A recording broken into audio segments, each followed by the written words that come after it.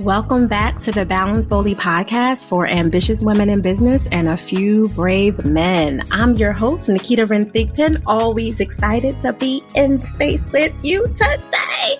I know my husband listens to this podcast and is like, why? Like singing and rhyming is not your gift. What are you doing? But I love it. And if you know me, and if you don't know me, you will learn soon. I am really silly and love to have fun. So that's what I'm going to do anyway. And this next potent human that I'm bringing to you today is very similar in her energy. She is brilliant and dope and all of those fantastical things, but she also knows how to have a good time, which is why I really, really like her so much. Let me introduce you to Penelope Jane Smith. She is a guru in the financial industry and helping so many women entrepreneurs level up by doing things differently. There's an old saying that if you really want change to happen, you got to stop doing the same thing over and over and over again. And Penelope is making it very clear. There's a new lane for us. There's a new way of building wealth. And all you need is the right guide, supports, and to get out of your own way. Penelope, welcome to the Balance Boldly podcast. How are you today? Whoop, whoop. I'm so excited to be here. I know we set this up quite a while ago and it's here. We finally get to geek out and play together and I'm just delighted. Thank you. You know, I'm super excited. So for those of you who don't know, Penelope, outside of like building wealth and making waves for women entrepreneurs to do amazing things and being an influential, sought after speaker in all of her rights, because she's like so energetic, it's ridiculous. But in addition to all of that, she birthed another baby in between all of this, which is fantastical. How's everything been for you since you've come back to work? It's really different. Like with my first baby, I just shut everything down. I was like, I don't know what I'm getting into. I'm going off into the mystery. And I completely shut down my business. I'd been running this high-level retreat program for over a decade. And I'm like, nope, we're not doing anything anymore. I continue to send out my email newsletter, but that was about it. And I had this whole like shift in identity. And as I kind of emerged from that and was tuning into what do I want to do with this next level of my life and business, I got really clear that I wanted to be front and center with my passion and my message around supporting women entrepreneurs to create financial freedom. Yeah. And I created new event, new programs that are just, so juicy and so aligned and awesome. And then with this second baby, like, I'm already like very much in alignment in my business. I didn't want to shut it down. I didn't want to stop doing anything.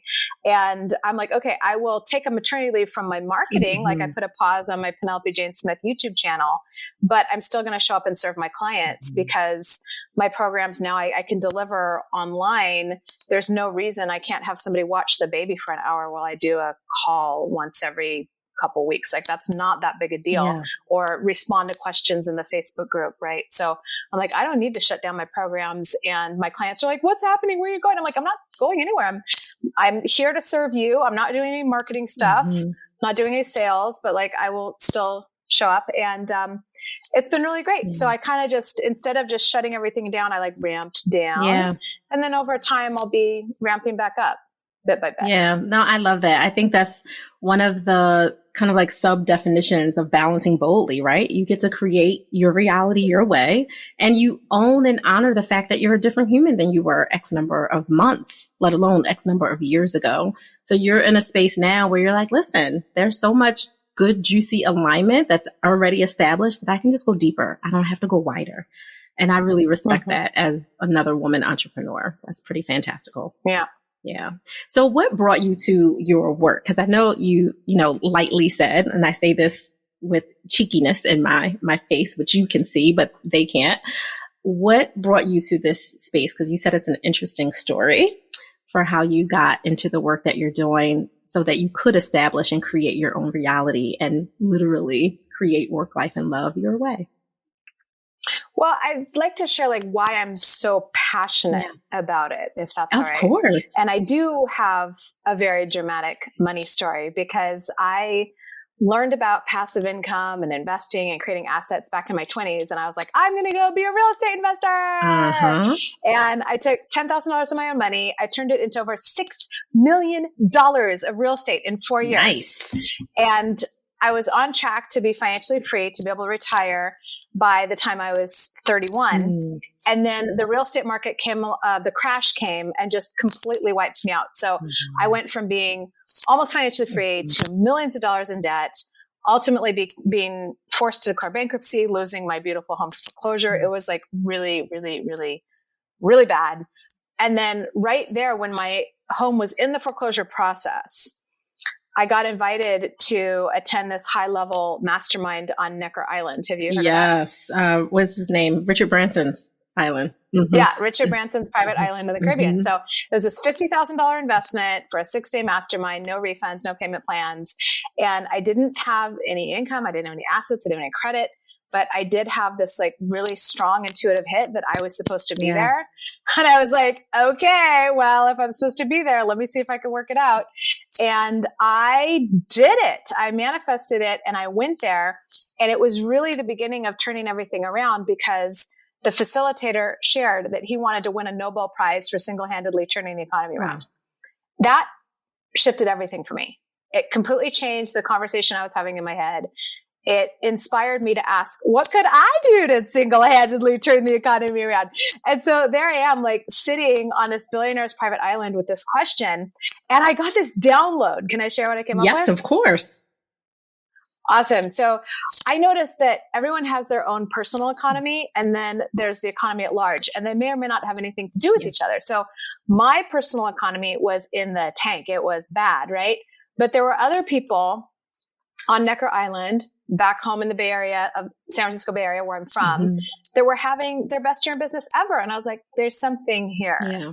If I could support enough individual entrepreneurs, because we create all these wonderful opportunities, to shift to our own personal economy of abundance, then that will eventually hit a tipping point, and that'll shift the economy at large. And so I started making microloans to women entrepreneurs in Africa, Asia, South America, right off the bat, because I wanted to start having a global impact right away. And I started working with women entrepreneurs to shift their own personal economy to one of abundance. And so I've lived through some people's worst nightmares financially. And that's why I'm so passionate about supporting other women to avoid some of the painful and horrible and costly mistakes that I've made. Or if you have faced financial challenges in your life, whether it was a divorce or a real estate crash or, you know, whatever, like a lot of us have those, unfortunately, then I can show you how to pick yourself up, dust yourself off, and, you know, rise like a phoenix from the ashes. And the approach we take is very different than the Susie Orman or Dave Ramsey, like dollar cost average into the stock market for 40 years, because a lot of the people I work with have faced challenges or are getting started a little later. So a lot of my clients are, you know, 50 and up, and they're like, I don't know, 40 years and I'm not giving up my lattes, you know? That's a real concern for many people. Right. Stop telling me I can't have coffee. Right. And so the system approach I came up with can support women entrepreneurs to become financially free in 5 years or less with $10,000 or more in passive income from their assets. And so that's really like my unique magic. Nice. And it's very, very exciting. Yeah, this is exciting. I can see why you're like, no, I don't have to shut down anything, because I just feel so connected to the work that I'm doing. And you get that dopamine hit every time one of your clients gets a win and shares whatever that looks like. Because I know some of the wins are not just financial, even though you're really helping them with financial freedom. The joy that comes from someone not feeling like they have to just be in survival mode. Or to be, well, we go. We are holistic beings, right? So one piece affects another. So one of my clients shared that by starting to do money dates, which is a thing I teach, like creating sacred space to pay attention to your money. She and her husband started doing money dates, and she's like, this has transformed our relationship. We are so much closer, and there's this wonderful intimacy. So like everything affects everything else. Another client, she finally got to go travel and like lead her own retreats and do all these things she'd been dreaming about doing for years, but she couldn't because of money, you know? Yeah. What do you do? And I know that this impacts why you decided to not only do, but continue to do and deepen past whatever hardships might have come up, you being a woman in this space, which is very male dominated, helping in the way that you do.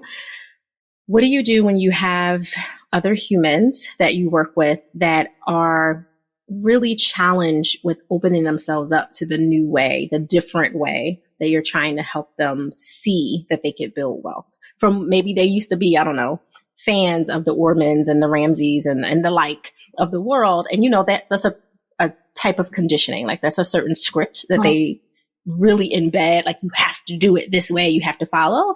And then Penelope Jane Smith comes along and has this fantastical other way to do it. And I'm sure there are some clients that are like, I get it, I want it, I'm just struggling a little bit. Do you do any mindset work with them, or is it really just encouraging them to give themselves grace and let the system work as they're working it?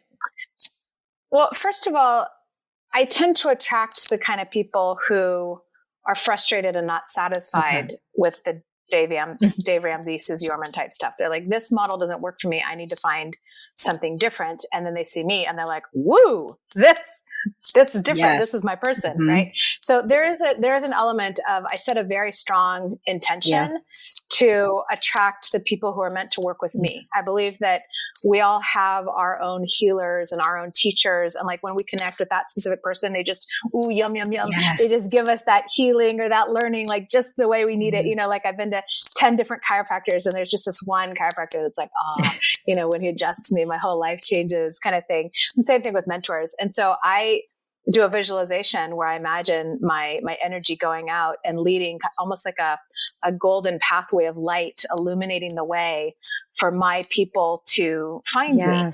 You know, so there is that. And then on a practical level, you know, through my programs, I'm taking people through my Wealth Accelerator system, which has 4 parts. It has mindset, education, systems, and strategy. Or mess for short, because so many of us are a hot mess when it comes to money, right? And that even just calling it mess kind of takes some of the sting off, because it's like, oh, wow, it's okay that I don't have my money stuff all figured out. It's okay if I'm a hot mess with money, because so is like practically everyone else. And let's all work on embracing our mess and working with our mess together. We are definitely bedfellows in just the way that you think in that way. You know, I do balance and relationship advisory. So the way you have to touch on mindset as a part of it, we have to touch on finances, but I am by no way, shape, or form a financial expert in that way. And I tell all of my clients, if you're coming into this fold, be very clear, we are going to get messy in order to make that multi-generational imprint, which for us, what we're doing is ultimately building stronger families. So we're looking at all the other kind of messy elements of it. And the fact that you see it is awesome. The same thing's true when you're creating generational wealth, right? You're changing your whole family's, you know, money history and money tree. Yeah, which starts with you being open to the process, which is pretty awesome. So how are you navigating the growth pains of growing a company? I know you're not doing like the marketing sales stuff in this particular hour because you've made space for the bundle of joy that has been added to your family, and you're just deepening your intimacy in that way with your family. But how are you navigating those kind of urges that come up because you are creating an empire ultimately? And I know without you even saying it, as an ambitious woman, as much as you're like, nope, I'm good here, there's a part of you that's like, oh, that conference looks really good. Or, you know, this looks so juicy, or I should, like, how are you, you know, managing you when you get those urges to kind of break your own boundary and do something else? It's so true, right? Because as an ambitious, passionate, driven woman who like loves what I do and has this like mission in the world, there's a part of me that just wants to go, go, go, go, go, right? And then that's just not realistic when I also want to show up and be the mom, the type of mom I want to be, which is, you know, getting to be with the baby and everything. I do have those parts in me that kind of compete a little bit, and I try to give them both a little bit of what they want. So I'm not going to stop working completely. I'm still, you know, doing some things. I've started to ramp up some marketing again. I lead an event called Financial Freedom 101, and I decided that I was still going to lead it. I wasn't going to not do the event just because I had a baby. And it took some extra, coordinating around childcare and making sure I had like plenty of, milk and storage in the freezer and like all of these schedules of various people. But we did it and it was awesome. And it was so much fun. And then on the other hand, I have to be patient with myself because I can't do everything. Like I totally want to join Allie Brown's, Trust. what you call it, her trust. Yeah. Right. I went to her iconic event. It was really fun. And I'm like, oh, I love these people. I want to be, I used to travel like, gosh, sometimes every other week, I'd be going to a seminar or a mastermind or, doing a speaking engagement. And that is not my world right now. And I have to keep reminding myself, like, this is a season of little kids. This is a season in your life where you're not doing as much of the traveling and speaking engagements and stuff like that. But it's also this very sweet season that you're going to look back on forever and be like, wow, that was so tender. And there's going to be a time where your boys don't want to just spend all day snuggling with you, so soak it up now. And in writing my intentions for the year, and I have them on my little mini altar and I review them. One of them is savor the snuggle. And when my 5-year-old has gotten so snuggly and it's delicious. And so there's so many mornings where I'm in this, do you know what a love sack is? Yes. It's like this giant foam beanbag chair. I have the big one, which is the biggest one they make. It's like 8-foot diameter, big purple fluffy nest. And there are a lot of mornings where I'm snuggling in the love sack with the baby on one side and my 5-year-old on the other side. And I am getting all the snuggles. And sometimes even the cat jumps up and I'm getting the triple snuggles. And I'm like, you know what? Just stay here. Yes. Just soak it up, and enjoy. No, I love that. You're being present and really receiving and pouring out everything that you need in that moment without feeling like you need to be split in your energy, mind, body, and soul. And that makes a huge difference for your kids. Because honestly, 20 minutes of that makes up for 4 to 8 hours of them just kind of being on your heels while you're doing all the things, but they're not getting all of you. That 20 minutes literally shapes their brain and creates those memories. So you're doing ample stacks of that 20 minutes from a neuroscience perspective, which is fantastical. I was also thinking as you were talking and I was listening, I was thinking like how much of a quiet storm you are right now and you've been since, like leading up right to the birth of the baby. And I'm a little bit biased because my first granddaughter, who's 4, her name is also Storm. So I'm a fan of storms. And of course they bring change and a lot of impact, and they could be really disruptive. And we can see that disruption as, oh no, or we can see that disruption as literally clearing out all of the things that no longer need to be there. So the newness can come in, the new flowers, the new morning, the new sun, like all the things. And you're the latter. The quiet storm that you have been in this, titrating down, ramping down period. So you can really embrace the snuggles and savor the snuggles and have these moments with your kids. You're not impacting. Let me be very clear. You still have a deep presence, regardless of you not doing all the other wheel things that you were doing before. Yeah. And people are watching and they're paying attention because when you show up, Penelope, you show up powerfully. And I hope you see and you hear that, not only from me, but I'm sure your clients are like, girl, you're tripping. This quiet is perfect. Like, this is exactly what we want from you because it's still so powerful in so many ways. And for me, it's another example of doing it your way so that you can balance boldly. It's not about old Penelope's way. This is new Penelope. Yeah. And I like new Penelope. She's amazing. I do too. And it's given me a lot of practice, mentally and physically around this idea that my value as a human being, the amount of money I can make, the impact that I can have is not attached to how much time I'm working. Right. So I keep coming back to that and I'll be like, okay, so I'm only working like 15 or 20 hours a week right now. Like, that's fine. I don't ever have to work more than that. Like working more isn't necessarily going to get me more results. Right. And I think that right now in this like adrenal culture and this like hustle culture that we live in, there's a tendency to like attach our self-worth to how busy we are or how many things we're ticking off our to-do list. And I have to keep reminding myself like, no, like what am I passionate about creating financial freedom for? It's so that you can make choices from a place of freedom and joy and do what you want with your time and be with your family. I'm like, so just be with your family, like this is what you're doing it all for. Like, let's enjoy the fruits of everything that I've created. Amen. Listen, I'm a fan and I completely agree on every level. I try to, we have default language.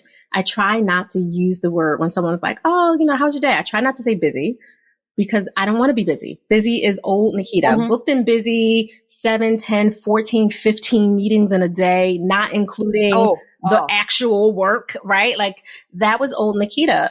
New Naketa is very much like I'm productive. And productivity can look like having a great conversation on air with a friend for an hour. And that may be the only thing that was physically, tangibly done because I made space for all the downloads that actually shifted us into empire mode instead of just entrepreneur mode, right? Like just knowing that it comes so differently. It's been amazing. So I feel you, girl. I feel you. Yeah. One of those things, I'm always surprised when, if I do say I'm busy, someone's like, how are you? And I say, I'm busy. And they say, that's good. And I'm like, what? No, that was not the point of what I was sharing. I'm, and I think that just kind of reflects where we are in our culture of like, well, if you're busy, then that must be a good thing. And I'm like, no, if I'm busy, it means I did not do a great job of following my guidelines for my own life and schedule. I completely agree. Yes, on so many levels. I'm very verbal and I'm just going to end that with a yes. So when you are not just being productive and, savoring the snuggles and loving on your man and all the things that you do in your life and, committees and volunteering, like all that other energy that goes out and covering people with prayer and all of it, how are you giving yourself permission to pause? I sometimes need accountability for that. So I book massages. Nice. That's probably one of the best things. So I try to always have one of those on the calendar. I also use the little breath alarm on my watch to a certain extent.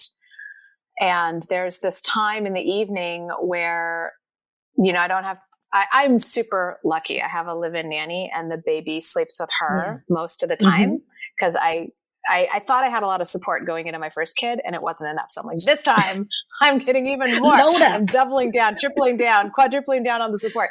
So the baby sleeps with her most nights, which is great because then I actually get to sleep. And there's this, after I kind of hand him off, there's this kind of peaceful time in the evening. And sometimes I'm tempted to just kind of rush to get to bed. And I'm like, no, let's take out the massage gun. Let's do some stretching. And, I try to give myself a little bit of time then to just take care of myself. Yeah, I like that. So someone else said like mini vacations, and that sounds like a mini vacation when you just have that time to literally love on you, however many minutes you get. And actually, I also, oh my God, I just had my 46th birthday recently. Happy birthday. And thank you. The day before, we did this huge, amazing marketing and branding photo shoot with this epic picnic and my family and my kids and everything was awesome. And I'm like, that's what I'm doing like for my birthday. And then the next day, my actual birthday, my family, my husband, everybody was like, what do you want to do? I'm like, it'd be great if somebody else could watch the kids and I could just go to dinner alone. Like I never imagined myself saying that, but oh my God, I went to this place I've been wanting to try for like a year. I took my journal, I took my book, and it was delicious to just have a couple hours, just like totally quiet, enjoying some food just by myself. Yes. And it was awesome. I can see literally the yumminess on your face as you're remembering that moment. I resonate. That's my gift from my husband and my kids every Mother's Day weekend that I ask for. I love you so much. And in parentheses, the best gift isn't another pair of bunny slippers, which I love too, but it's not the slippers or the candles or whatever. It's just some spaciousness so I can sleep anywhere I want. On the couch, in the room. Like I don't have to regulate myself to any one particular part of the home. So I feel you. And I like felt it when you were talking. It's so juicy. And this is not for everyone who's listening. It's like, oh, you should want to be with your kids and, your birthday and Mother's Day and all of it. If you don't make space for yourself, then you can't show up for them fully. So Penelope showed up for herself fully. Naketa shows up for herself fully. And I make no apologies about it ever. I love it. Yeah, it's something I probably couldn't have understood until I had kids, but now it's like I need a little bit of that just quiet alone time. And then I'm so much more loving and wonderful, and I like enjoy them so much more when I've had a little bit of that space, Absolutely. you know? Like, yes, of course I want to be with my kids, and, you know, I'm with them a lot. I don't necessarily need to be with them like 24 hours a day. Right? Yeah. What is it? Distance makes the heart grow fonder, something like that. Like a little distance, 1 hour, 2 hours, like we're good. Penelope, how can people get in connection with you and learn more about you, your programs, the little book of prosperity that you have, like all the juiciness that you have in the world? How can they get access? I'd say a great place to go is my website, realprosperityinc.com. There's lots of great articles on there, and you can learn more about what I do. I also have a YouTube channel. If you just, search Penelope Jane Smith, there's a ton of like awesome financial education videos. There's also a baby Smith gender reveal. I mean, I had a boy, but if you wanted to see it, it's pretty funny. So those are the best ways. And then I also would highly recommend that you check out my ebook on the financial freedom formula.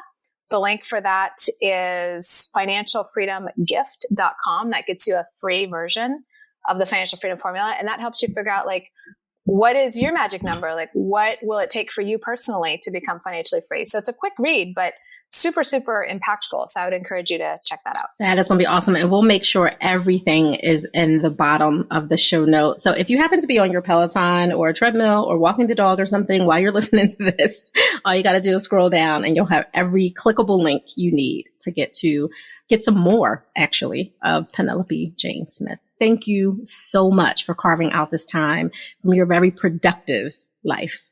We appreciate you. Thank you. This is wonderful. I love it. Thank you. Balance Boldly listeners, I told you we were going to have fun today. I was not playing. We're going to have fun, and we were going to learn all the things we needed to know about financial freedom just by making space for it and knowing that the expert you need is literally a click away. Make sure that you do two things. Share this episode with someone in your ecosystem that you know could use hearing it. It will uplift their spirits. You don't have to set any explanations for it. Just say, heard this. It was awesome. Listen to this, child. And, give a shout out to Penelope Jane Smith too while you're at it. The second thing that I would like you to do, as always, enjoy the balance of your day, but remember, do it boldly.